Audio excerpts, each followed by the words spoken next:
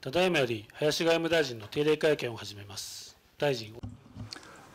Let us start the press conference. I have three things to report to you at the outset. Let me start with the first one. I'll be making a business trip from the 20th through the 24th to London and Paris. In London, the Ukraine Reconstruction Conference, co-hosted by UK and the Ukrainian governments, I will attend. The conference will give a focus on promoting private sector involvement in reconstruction and measures to realize that. I plan to make active contribution to our discussion with supporting Ukraine in ways unique to Japan in mind. On this occasion, I am being invited by the Chatham House, where I will give a lecture under the title of Japanese Diplomacy at a Historical Crossroads and the Future of the Japan-UK Relations, focusing on challenges to be addressed by our two nations as global partners and future course of our partnership. In Paris, I will attend the leaders' meeting on new arrangement for international development finance, hosted by the government of France. Achievement of the SDGs in facing a crisis amidst many developing nations facing multi-layered crises, and financing gap is widening.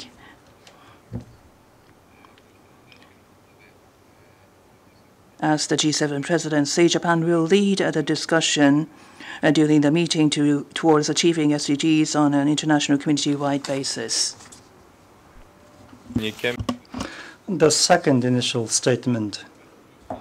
On June 17th, as the fourth round of the Local to Global project to communicate the attractiveness of provincial cities in Japan to the world, I will visit Akita Prefecture with the diplomatic corps in Japan. Mr. Takei, State Minister for Foreign Affairs, will accompany me. In Akita City, we will visit with the diplomatic corps local breweries, folklore arts facilities, and offshore wind stations. In addition, we are going to have meetings with local government and government officials and the economic leaders, in particular with regard to promoting clean energy, including offshore wind power generation, which was the topic at the G7 Hiroshima summit. We will seize this opportunity to facilitate the participating ambassadors and to have better understanding of our decarbonization initiatives. In addition, we will engage in a dialogue with the local active leaders in Akita, including the youth leaders, to discuss how we promote diplomacy and communicate the attractiveness of Akita Prefecture. Third point. Today, we decided to extend $5 million of emergency grant to support humanitarian assistance in Sudan. On the heels of the clash in April between Sudanese military and the RSF, Japan immediately decided on support through international organizations to countries around Sudan faced with inflow of refugees. We still cannot foresee improvements on the conflict situation, and the humanitarian situation is further deteriorating as we speak. So through the international organization, we've decided to assist food, essentials, health, and medicine in Chad, in addition to Sudan, through Japan platform by Japanese NGO. Approximately $1,460,000 by the Japanese NGO has been decided with regards to the situation in Sudan. And during the May G7 Hiroshima summit, G7 reached an agreement to work towards a realization of the ceasefire in Sudan as early as possible. And as the Japanese government is concerned, we will continue to support in any way necessary. Anyone with questions, please raise your hand, and please wait until your name is called, and please proceed to the microphone and state your name and affiliation before you ask your questions. Asahi Shimbun. Wikichi Asahi Shimbun. So Ukrainian reconstruction conference to be held in London. Private sector companies will be encouraged to engage in the process from Japan. What kind of companies and industries do you think the Japanese industries and private companies will be participating? I would like you to tell us. And level 4 has been issued for Ukraine, traveling to Ukraine, to protect the Japanese companies. And when there is a damage, what kind of compensation, what are the measures that Japan is considering?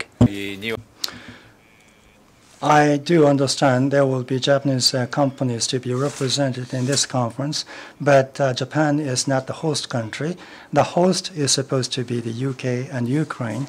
Therefore, I would like to refrain from mentioning any specific company names. With regard to danger information, in particular, the countries and that are supposed to be alerted. In this regard, taking into consideration the risk into the lives of the Japanese nationals, the alert will be issued. As far as Ukraine is concerned, level 4, evacuation, refrain from visiting the country, and that risk alert is already issued. With regard to the trade and investment with Ukraine in war, it is highly risky for Japanese private sector companies, but the G7 and the international community as a whole recognize the importance of reconstruction of Ukraine. We have a full understanding about such risks, so we pay the highest priority to the safety of the Japanese nationals. Therefore, through the utilization of IT and granting the war insurance, we are going to explore the possibility of how the Japanese companies can operate in Ukraine. Iwasawa-san, NHK. This is Iwasawa of NHK. Now, I have a question about visit to Akita. The Global South, the ambassadors are going and to be given an opportunity to make a visit into the offshore wind power generation facilities. Well, based on the request by the local community, we have made some adjustments and coordinations. And during at the visit, Paraguay, Mexico, South Africa, Liberia, Norway, Bulgaria, Laos, Sri Lanka, and India. Ambassadors of these countries will be coming along. During the G7 summit the other day, G7 by 2030, offshore wind capacity increase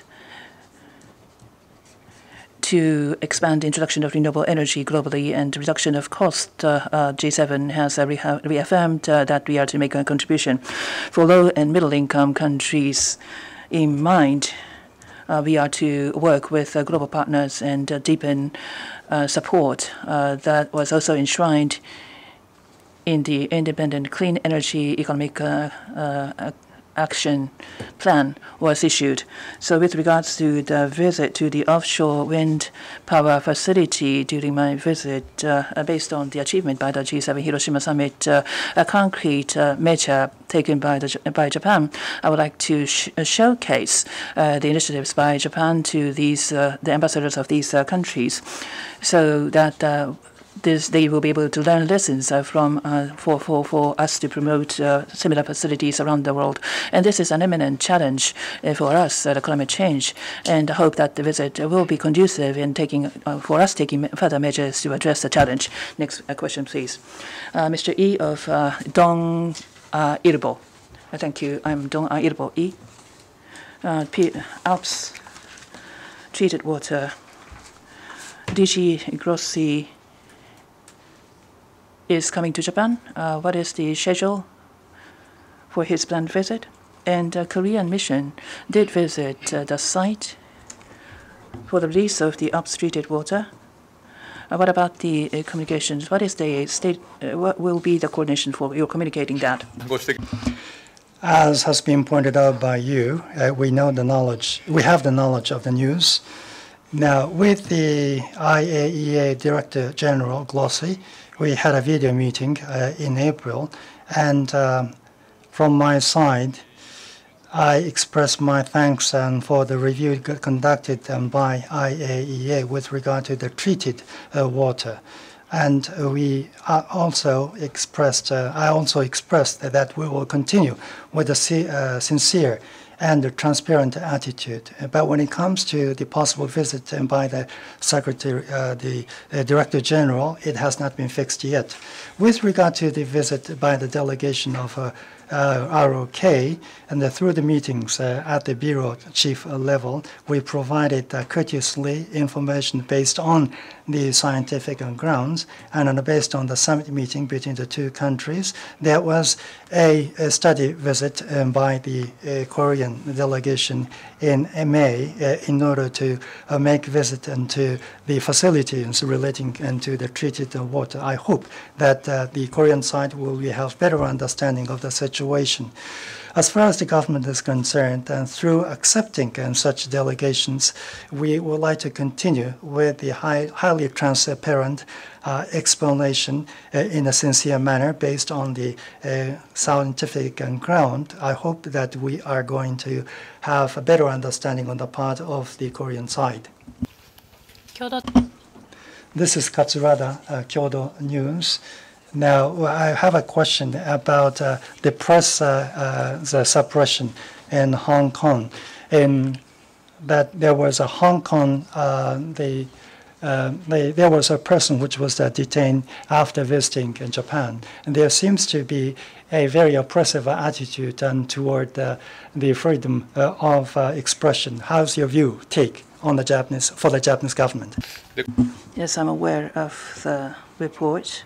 With regards to the situation in Hong Kong, in June 2020, national security law was enacted, and since then we have seen arrests of pro-democrats and other developments.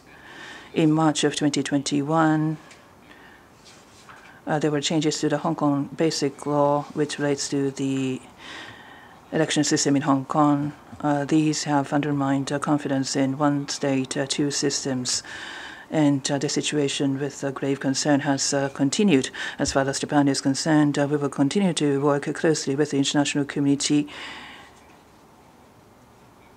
to call on both China and Hong Kong authorities to protect the freedom of speech and freedom of press, which are enshrined in the Hong Kong Basic Law. I've also been calling on to China and Hong Kong, and I will continue to do this. With this, we would like to conclude because of time constraints. Thank you.